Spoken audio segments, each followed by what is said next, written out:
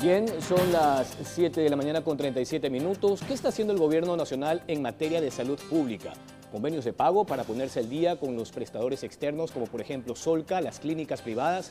¿Hay o no medicinas en los hospitales públicos? Bueno, saludamos al señor ministro de Salud, Edgar Lama Bombúfal, para que nos dé los detalles. Ministro, buen día y bienvenido.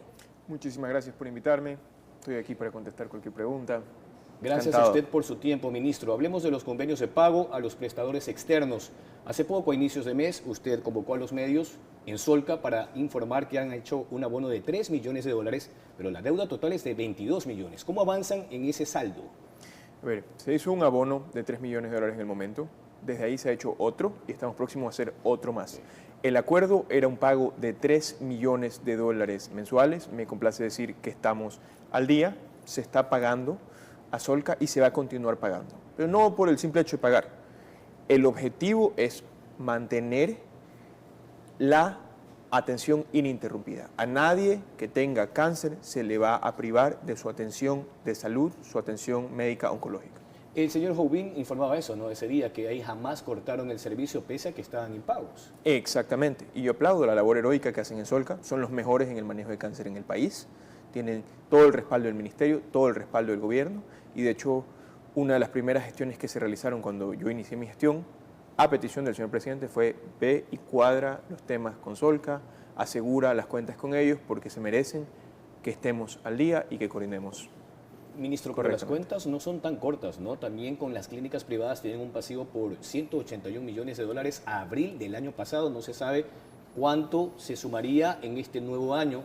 Dicen en el gremio que están levantando esa información. ¿Allí cómo van con los pagos? Vamos pagando. Estamos próximos a sacar un pago relativamente grande, pero debemos recordar una cosa. Esto es una deuda histórica. Viene desde hace muchos años. Lamentablemente el manejo de gobiernos anteriores, de muchos gobiernos anteriores, de hace más de 15 años, ha sido vivir un tanto al día, especialmente en épocas en las que había más dinero, en las que entraban fuertes ingresos petroleros, ingresos por otros motivos, y vivían al día como quien vive sueldo a sueldo. Y esto de aquí puede salir bastante bien siempre y cuando no venga una época difícil. Pero este año ha sido un año muy difícil y nos ha puesto a pruebas a todos, incluido el gobierno. Y este gobierno ha sabido dar la cara, ha sabido responder y a pesar de las dificultades hemos logrado hacer grandes pagos. En el caso de las clínicas, ¿cuánto han abonado, ministro? Más de 200 millones. ¿Qué cosa? Por esos 181 millones de dólares que según los gremios de las clínicas privadas adeudan, ¿cuánto les han abonado a ellos en ese caso particular de las clínicas privadas?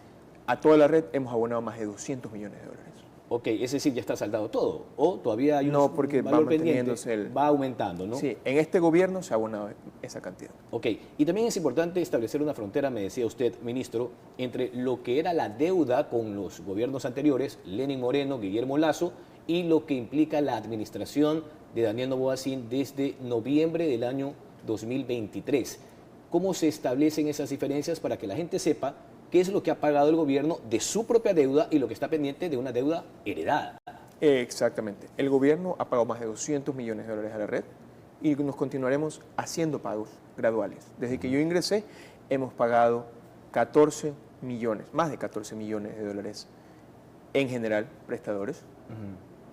Y continuaremos haciendo pagos. Estoy en proceso de obtener más pagos. Aquí una de las labores del ministro de Salud es salir a convertir la salud en una prioridad ante la planificación financiera pública, porque todos los ministerios piden recursos. El Ministerio del Interior pide para seguridad, el Ministerio de Educación pide para educación, el Ministerio de Obras Públicas pide para obras públicas. Todo es importante y es la labor de cada ministro obtener los recursos. Es un tema de entrar, presentar los casos, presentar qué es lo que es necesario y por qué. Entonces, mi labor, y justamente ahí entra mi expertise como abogado financiero, el poder presentar un caso concreto de por qué necesitamos más recursos, por qué es valioso pagar la salud y priorizarla dentro de la planificación. El presidente Daniel Noboa le ha dado a usted toda la disponibilidad presupuestaria para saldar deudas ajenas y propias. Se lo pregunto porque en el caso de las dializadoras me parece es más grave, ¿no? Ahí tienen una deuda por más de 215 millones de dólares. Hay 24.000 pacientes que estarían comprometidos por esta falta de pago y 3.000 empleados de las mismas dializadoras. ¿Allí cuánto han abonado, ministro? Recordemos, en primer lugar, el servicio nunca se ha interrumpido y por eso aplaudo la atención de las dializadoras. En segundo lugar, hemos abonado en este gobierno más de 100 millones de dólares a dializadoras. Desde que yo ingresé, justamente gran parte de esos 14 millones de dólares que se ha pagado a la red se han pagado a dializadoras. Y esto porque es prioridad de este gobierno. Apoyar a todas las personas que sufren enfermedades, en particular una tan difícil como es la enfermedad renal, la falla renal. Estamos ahí para ellos, nos hemos asegurado que a ninguno le falte su atención y para eso es necesario pagar y hemos venido pagando. Ahora hablemos de la gestión que tiene también el Ministerio en medio de esta emergencia invernal. ¿Qué es lo que se ha logrado hacer? Me imagino que la prevención de enfermedades típicas del invierno, como el dengue y demás. ¿Qué nos puede contar sobre eso? Bueno, con respecto ha sido un invierno duro. Hemos tenido bastante lluvia, más que en años anteriores. Sin embargo, ha habido un gran éxito en la gestión de control de dengue. El año pasado, para esta semana epidemiológica, teníamos, o por lo menos la anterior, que es la que tengo data, teníamos más de 16.000 casos. Este año tenemos 11.000 y los picos cada vez se van reduciendo. Desde que se inició la gestión, si puedo atribuir un tanto el éxito, se han comprado más insecticidas, se han comprado más bombas, se ha invertido 3 millones de dólares aproximadamente en gestión de dengue. También se ha hecho capacitaciones, 12.000 mingas se han organizado, por eso siempre aprovecho para felicitar a los vigilantes comunitarios, porque hacen un gran trabajo. De hecho, la semana pasada estuve en el Coca, donde la comunidad mismo organizaba una brigada, con dirección naturalmente del Ministerio de Salud Pública, para hacerlo correctamente, pero organizaba una brigada dentro de, no lo llamemos brigada, una minga, dentro de una escuela, para asegurar que en la escuela no exista ninguna clase de depósito. O sea, el dengue puede crecer en la tapa de una botellita de cola con un remanente de agua mínimo. Entonces hay que ser muy cuidadoso, pero hasta los niños estaban aprendiendo la gestión correctamente. Tenían impecable esa escuela, procedimos a fumigarlo. Personalmente yo fumigué, me enseñaron ahí mismo. Y ese tipo de cosas es las que hay que hacer. 12.000 mingas a nivel nacional, más de 1 millón de criaderos destruidos. Y ese es el trabajo que se está haciendo. Ahora hablemos del abastecimiento de medicinas. Hace poco conversamos con usted en otro espacio y le comentaba lo que pasaba en el hospital Guayaquil, ¿no? El Abel Gilbert Pontón, que está ubicado precisamente en el Batallón del Suburbio, una zona popular de la ciudad, y es un hospital satélite. Allí se quejaban por la falta de medicinas. Luego usted explicó que cuando intervino en ese hospital se dio cuenta que no llegaban ni al 50% de abastecimiento, pero eso se logró elevar. ¿Qué fue lo que pasó? Al momento nos encontramos en más de 60%. Yo estoy haciendo base en el hospital Abel Gilbert Pontón cuando vengo a Guayaquil, porque es el hospital insignia.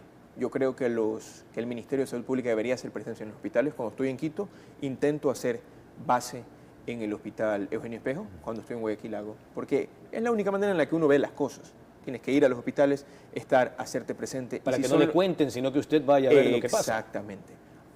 La semana pasada estábamos en más del 60%.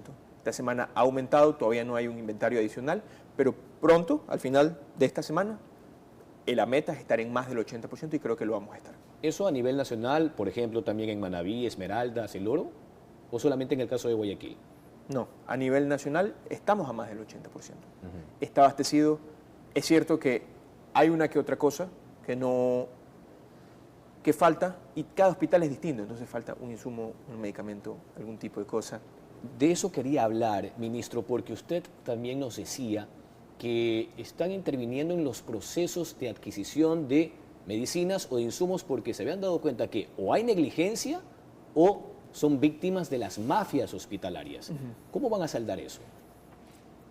Se ha organizado un equipo. Las cosas cambian primero de arriba hacia abajo y luego de abajo hacia arriba. Y con esto quiero decir, hay que organizar bien el equipo en la planta central del ministerio. Gracias a Dios, mi equipo central es excelente, es profesionales muy competentes, éticos y comprometidos, que les pueden dotar de la agilidad necesaria para tener permanentemente suministrados los hospitales. Esto me refiero, la semana pasada se organizó con todas las coordinaciones zonales del país, con toda la gente involucrada en la gestión administrativa, una reunión para presentarles el equipo, para tener el acercamiento. Yo ya le indiqué a la encargada de planificación, la persona que hace realmente bastante de la gestión de los proyectos y de cómo se consigue el abastecimiento y el suministro, de que una de sus labores es, por así decirlo, la enseñanza. Cuando vengan las personas de los distintos hospitales, El no sé no puede ser una excusa. El proyecto se cayó. Está la licitación ahí pendiente. Está la compra en proceso en planta central. Eso nunca puede ser una excusa. Ya estamos limpiando. Se han sacado muchísimas cosas que estaban represadas. Ahí, le comento mismo esta visita en el Coca porque es un lugar de difícil acceso. O sea, por ejemplo, fui a este centro de salud Capitán Augusto Rivadeneira. 3 horas y media en lancha. Me quedé varado. Nos quedamos 3 horas más. Pero qué bueno que haya podido palpar lo que viven los habitantes de la Amazonía, ¿no? Exactamente. Y llevar medicación es profundamente difícil. Yo llegué con la medicación al Coca, luego tuvimos que viajar a Augusto Rivadeneira y me doy cuenta de los desafíos que tiene. Me comentan, por ejemplo, que muchas cosas faltan y me imagino que faltan en otros lugares en esquemas similares porque cada lugar presenta sus desafíos particulares. La zona 8 tiene delincuencia y violencia. La Amazonía, en cambio, tiene difícil acceso a transporte fluvial. La sierra tiene ciertas dificultades diferentes. Todos los lugares tienen su particularidad y por eso hay que ir a todos lados y ver cómo se mejoran las cosas. Ministro, nos quedan 2 minutos. Ese convenio entre Google y CNT para el agendamiento de citas tanto en el IES como en el Sistema Nacional de Salud Pública, ¿en qué medida ya ha dado su cosecha, ¿no? Porque según la información que ha trascendido, aquello va a optimizar el gasto público en al menos 9.500 y hasta 16.500 millones de dólares de aquí en los próximos 5 años. Le comento, el convenio es una gran cosa, es la diferencia entre inventarse la rueda o inventarse el fuego, es el acceso a la tecnología en la actividad médica. ¿Por qué? Porque la base de la actividad médica y de la fiscalización de la misma y del entender la actividad médica y mejorarla es los registros y los datos. Todo hoy en día funciona a través de datos, pero para eso necesitamos estandarizar la producción de la actividad médica y por eso necesitas historia clínica. Y la historia clínica universal es lo que nos ofrecen estas herramientas. Es una base de datos en la que se pueden ingresar los datos de todas las personas, lo que se va haciendo, qué medicamentos, qué condiciones, qué tratamientos, cómo se va desarrollando el paciente y se puede compartir con el sector privado, sector público. Esto solamente es para agendar citas porque es el primer módulo, es un producto mínimo viable, es lo mínimo con lo que vamos a salir porque te tienes que poner una meta para arrancar con algo. Pero el agendamiento de citas solamente es la puntita del iceberg. El 99% sigue bajo el agua y estamos en proceso de sacarlo. Va a tomar su tiempo, hay que arrancarlo hospital por hospital, desde los centros más ordenados, más competentes, para luego dispersarlo a todo el país. Por eso en un periodo de 5 años. Bien, agradecemos la comparecencia del señor Ministro de Salud. Edgar Lama von Buchwald ha dicho que se pone al día con todos los prestadores externos, pero que también se moja el poncho cuando llega al Coca con la medicina que necesita la gente allí en la Amazonía. Son las 7 de la mañana con 50 minutos. Vamos a una pausa comercial. Esto es La Noticia, primera emisión.